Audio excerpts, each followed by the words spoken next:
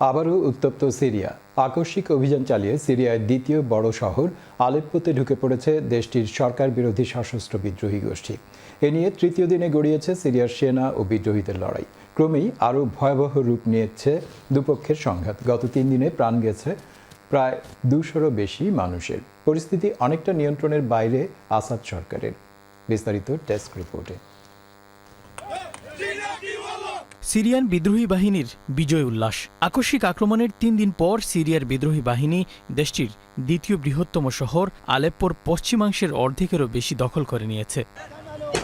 এটি প্রেসিডেন্ট আসাদের জন্য বড় একটি চ্যালেঞ্জ। 2016 সালে বিদ্রোহীদের এই শহর থেকে তাড়িয়ে দেওয়ার পর এই প্রথম বিদ্রোহীরা আসাদ বাহিনীকে হটিয়ে দখলে নিল শহরটি।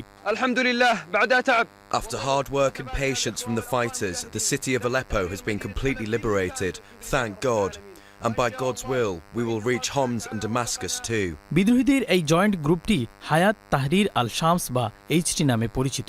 বলা হয় আল কায়দার সাথে এই সংগঠনের যোগসূত্রতা রয়েছে, যদিও পশ্চিমাদের খাতায় জঙ্গি সংগঠন হিসেবে এর নাম রয়েছে।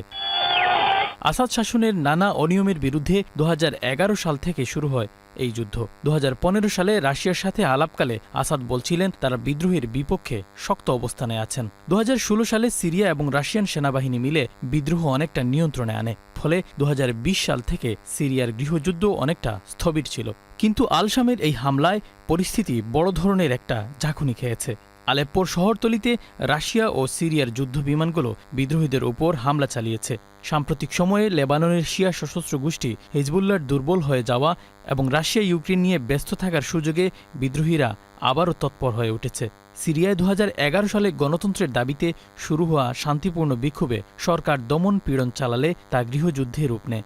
এরপর থেকে এই লড়াইয়ে 5 লাখের বেশি মানুষ নিহত হয়েছেন। Shariful Islam Chowdhury, channels news desk.